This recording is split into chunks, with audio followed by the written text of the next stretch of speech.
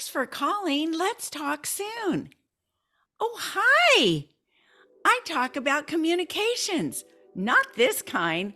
No, I talk about the kind that's out of this world, the kind that can give you goosebumps.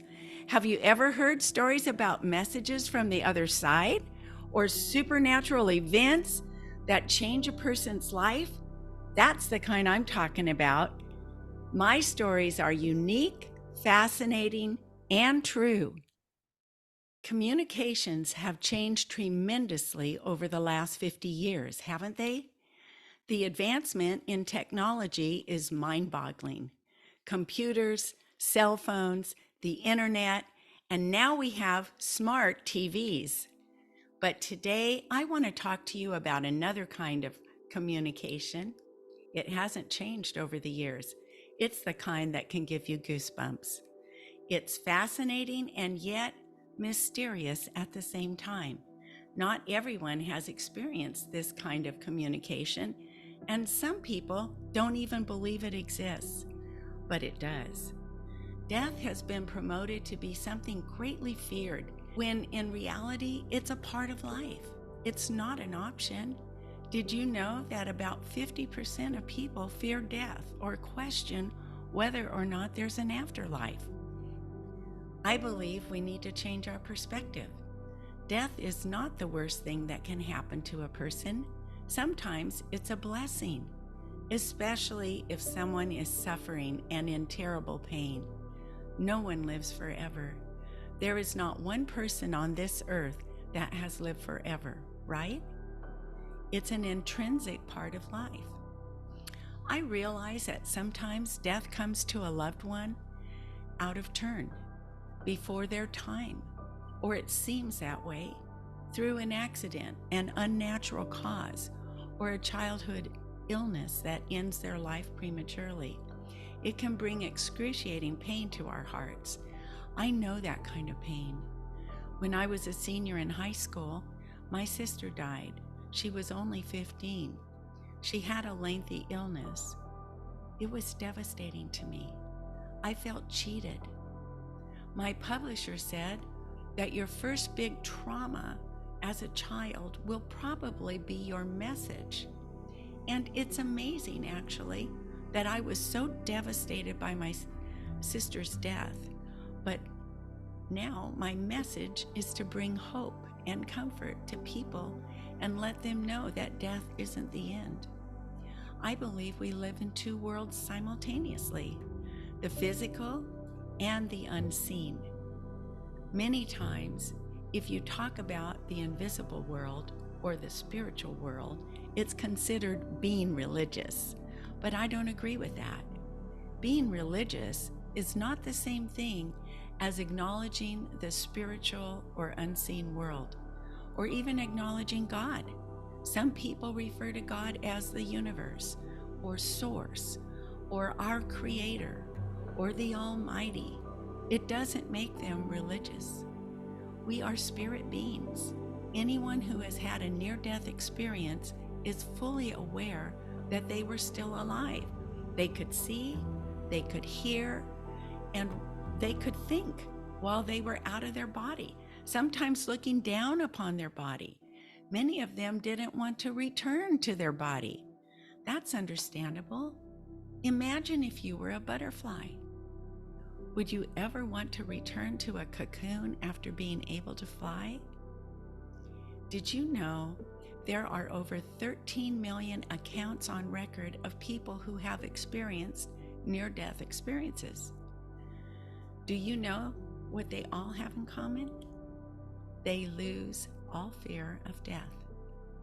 There have been many books written on near-death experiences, but not so much on the perspective I'm going to share with you. The kinds of experiences that have greatly impacted my life and my perspective are different, but carry the same theme, that we are spirit beings and continue to live after we die. Today, I want to share my personal experiences of communications from the other side and supernatural events that cannot be explained away. My experiences could not have happened unless there really is life after death and a spiritual world around us. It's undeniable proof of the afterlife. I believe there's only a thin veil that separates our physical world from the unseen world. If you have been fortunate enough to have had a woo-woo experience or had a visitation from the other side, or someone came to you in a dream, I want to encourage you that you're not crazy or weird. And if you had any doubts, it's a real thing that happens. There's so many different ways in which the unseen world interacts with the world we are in. Are you ready to hear some stories? On June 4th, in 2015, I had a dear friend come and talk to me the night before his memorial service. That's the kind of thing I'm talking about. It sounds crazy. Okay, let me tell you what happened. I was in bed, just about to go to sleep. He came into my room, right next to my bed. I could feel his presence. You know how you can feel someone's presence if they are standing next to you? It felt just like that, except I couldn't see anyone there. I could hear his voice as clear as a bell, but I don't know if it was audible or if it was in my head. He said, "Tomorrow, I want you to tell my sister something." I immediately sat up in my bed. I didn't hesitate. No, I'm not going to do that. But then he begged me, "Please, you have to do this for me. You need to tell her it isn't all in her head."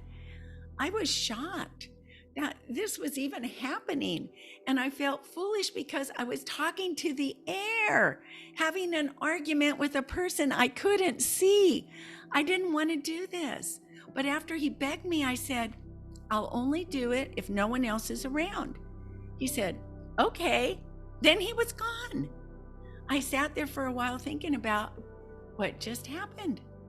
I remember thinking, this is crazy. When I got to the memorial service the next day, it was almost like a class reunion with family and friends and people I knew from my hometown, people I grew up with. There was probably over 400 people in the room. I was kind of relieved because there was no way I would be alone with his sister. And I was so concerned that she would think I was crazy. And I knew she was grieving.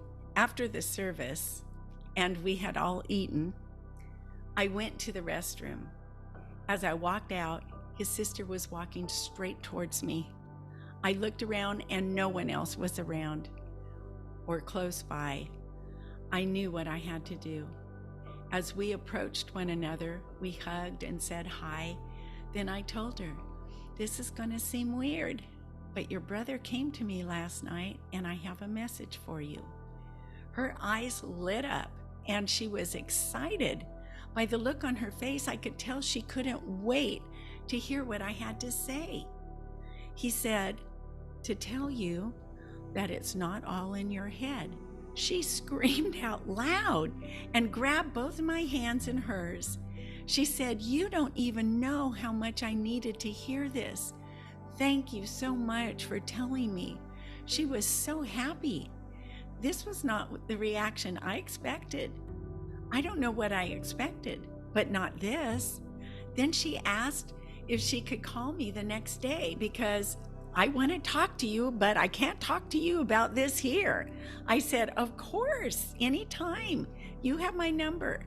She called me early the next morning. She told me that she was taking care of her brother's affairs and had been working at his house all week.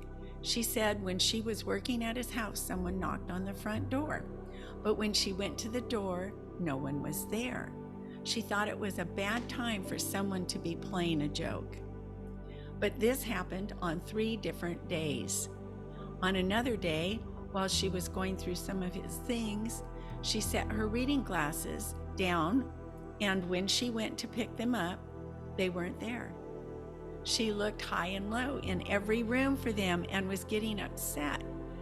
She had been working all day and was tired, so she gave up the hunt for the reading glasses and went home. The next morning, when she returned to his house, she walked in the door and saw her glasses on the floor. They were right next to the door she had gone in and out of the day before. She told me no one else has been in the house, and there was no way those glasses could have been there. The reading glasses would have been pushed aside with the door swinging open. She was so shaken by this incident, on top of the door knocking, and other strange things. She said she felt like she was about at the end of her rope. Listening to her, I understood why he was so desperate for me to reach out to her. She was beside herself. They had an exceptionally close relationship. This message from her brother brought her great peace, and she was comforted to know he was nearby in spirit. Let me go back to the very first time I had a supernatural experience. It was many years ago.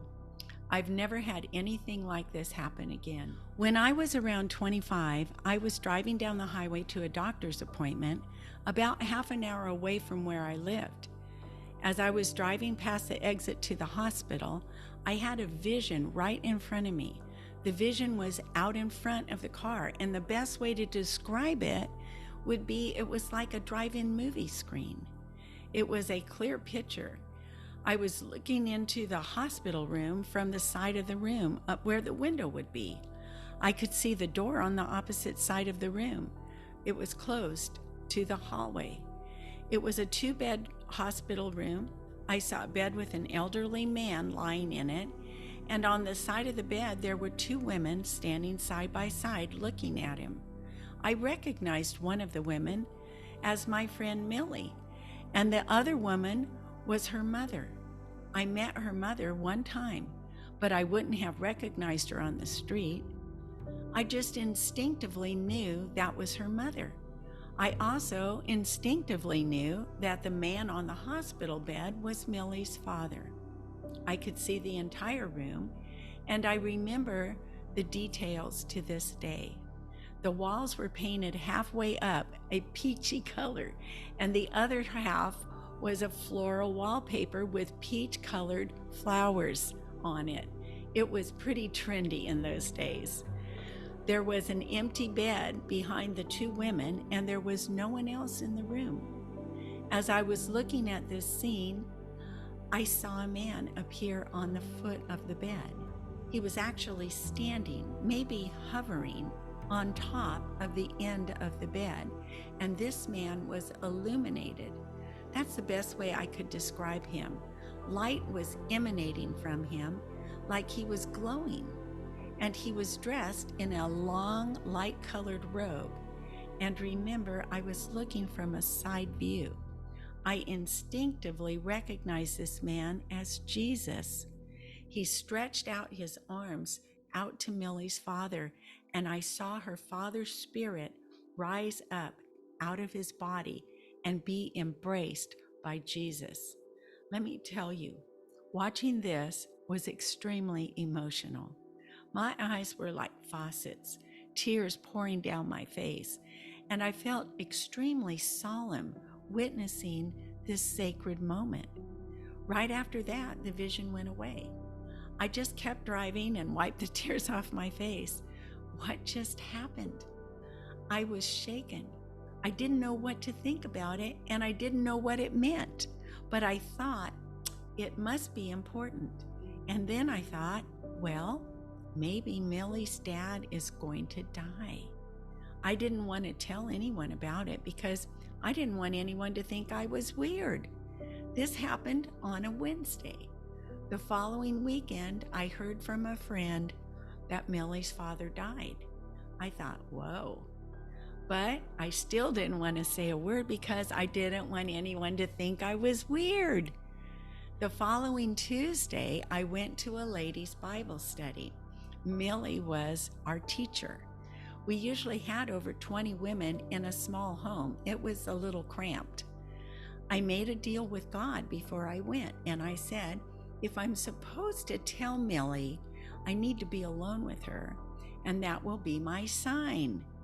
I got there a couple minutes before it started that morning. I walked into the living room full of ladies. Millie was there, already sitting in her chair, ready to start the meeting. I put my purse down and walked into the kitchen to get my coffee. No one else was in the kitchen. After I poured my coffee, I turned around to go, and at that moment, Millie walked through the door. I knew what this meant. I was supposed to tell her. So I said I was sorry to hear about her father, and I had something to share with her. Something happened last Wednesday that I need to share with you. She said, okay. I was driving down the road and I had a vision. I saw you in a hospital room. It was you and your mother standing next to a bed with your dad. I could see the whole room. She began nodding her head as I continued. There was an empty bed behind you, and she said, yes, there was an empty bed. And I continued, and the walls were like two-tone, a peach color and a peachy floral wallpaper. And she continued nodding her head, and she said, that's exactly what the room looked like. While I was talking to her, I was just as surprised to hear I was describing the room exactly as it was. Then I said, I saw Jesus standing at the foot of the bed, on top of the end. He was glowing, and there was light coming from him, and he extended his arms to your father. Then I saw your father's spirit rise up and be embraced by him. Tears welled up in her eyes, and I told her, and she thanked me for sharing. It meant a lot to her. I felt relieved and glad I told her. I turned to leave the kitchen, and she said, can I ask you a question? I said, sure. About what time did that happen on Wednesday? I thought about it for a moment, and I said, it was probably 12:15, and her eyes got really big. That's what time my father died. At that moment, I had chills running up my spine and goosebumps on my arms. This meant that I was watching this happen in real time. I didn't know what to think. I was shocked. I thought, what in the world is going on? But of course, I didn't say a word about how stunned I was to hear this. I just gave her a hug and walked out the door. I'm telling you, you can't make this stuff up. I couldn't figure out why this happened to me or why I was chosen to see this. At the same time, I felt blessed to have witnessed such a magnificent event. After that day, I kept thinking about why I saw that. It kind of bothered me. I know things don't happen by accident, and there must have been some kind of reason why I was picked to witness a man dying in the spirit and being received by Jesus in the unseen realm. You know what I mean? As it happened, the following year, my dad was diagnosed with cancer and given a short time to live. They gave him 30 days. He lived a few months longer, but my dad went downhill rapidly. He was only 48. During the time my father was ill, I spent many hours with him. We talked about everything under the sun, and I told him about Millie's father. I loved him so much. As it turned out, on the day my father died, my mom and I stood next to him in his hospital bed. There was an empty bed behind us, and we were the only ones in the room. My dad was in the final moments of his life. He was laying on the bed. His breathing was labored, and he was staring into space. Suddenly, he squeezed both of his eyes tightly to be able to focus, and then he looked straight up at me. He winked his left eye and scrunching his face, and then he winked his right eye, trying to communicate with us with all the energy he could muster, that everything was okay. He attempted to smile as best he could, and that was his last breath. I knew at that moment he was communicating with us the only way he could, to let us know everything was all right. I believe he could see into the other side at that moment. Remember when I questioned why I was the one that saw Millie's father dying? I didn't know her parents, so I felt like a stranger viewing a very personal event. Now it made sense to me. God allowed me to experience that vision because he was preparing me for when my own father would leave this world. That was about my father. And now I'm going to share about my mother. On March 17th, St. Patrick's Day, my mom died in her sleep from a blood clot. She was 72. I was very grateful that 2 days before she died, I had spent the day with her, and we visited all day long, had dinner together, and then I drove home, a little over an hour away. She told me that day she was ready to die. I was surprised because she was very active. She told me she wasn't afraid of dying. In fact, she was looking forward to it because she saw the light when she had her heart attack years before. She was obsessed with near-death books after her heart attack. I was really close to my mom. We talked to each other every day on the phone, not once, not twice, sometimes as much as 5 times a day. My mom was widowed twice, and she loved her cell phone.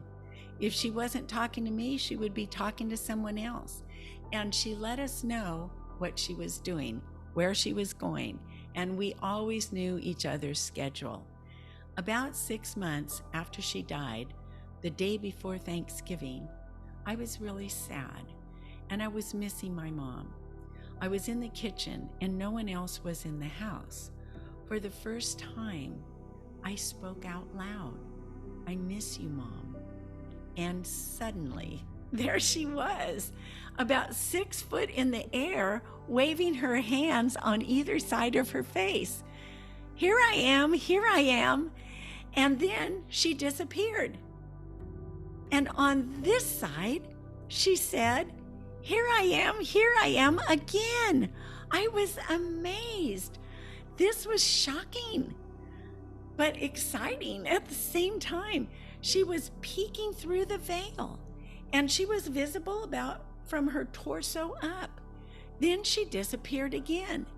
But the next time, she appeared right in front of me and came towards me. Here I am, a third time. But she was coming at my head towards my face, and I lost my balance, and I fell backwards on the kitchen counter. And I laughed out loud, and I would have been on the floor, but I caught my elbows on the edge of the counter. As I was getting myself back on my feet and straightening myself out, I could feel the atmosphere change. And I knew she was gone. She wasn't going to appear again. I thought, wow, I'm really losing it. I stopped and did a rewind. I talked to myself out loud. What just happened here? I recounted everything. I spoke out loud. "I miss you, Mom." And then she was here. And then I turned and I looked this way because she was there. And then she came right at me. I could hear her. I could see her. I had a verbal response. I had a physical response. No, that really happened. And when I acknowledged that it really happened, I felt all the grief I had on my shoulders roll off. And from that day on, I never had that heaviness again. I was totally at peace. It changed me in a way I can't fully describe. It not only changed me, but it has impacted everyone that I have ever told this story to, especially people who knew my mom. She was a real character. They'd say, "Oh my gosh, that sounds exactly like your mom." I don't have the time to share all of my stories with you, But I had an unforgettable event on January 1st in 2022. On that day, my former husband, John Muir, was set up with hospice at home. He had been fighting a losing battle with the last stages of cancer. I was staying with him that night and sleeping on the sofa near him. He was in a hospital bed that was set up in the living room. At about 9:30 at night, I was sitting next to him and we were talking. I asked how he was doing with all this that was going on. He knew I meant more than physically. I wanted to know how he was mentally and emotionally, knowing he was nearing the end of his time.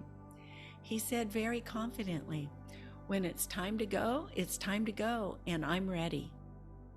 I could tell by his attitude that he had made peace with his situation and was embracing his transition to the other side. He had been fading in and out, and after he dozed off again, I sat over on the sofa. About 15 minutes later, I heard him say, "Hi, nice suit." I jumped up in a hot second and took a couple steps, and I looked at him. I could see he was looking towards the end of his bed. So I asked, "Who are you talking to?" And he said, "That man standing there." And he lifted his arm to point that direction. "He's got a suit on. He's a good-looking man." I realized the guy was still there. I didn't want to interfere, so I waited a moment, and then I asked softly, "Do you know who it is?" I could tell John was trying to figure it out. He must have slightly recognized him, but then suddenly he realized who it was, and he was so excited. "It's my grandfather! It's my grandfather!" He turned his gaze to me and said again, "My grandfather came to see me." He was ecstatic. John probably didn't recognize him. He probably looked so much younger. He was so happy.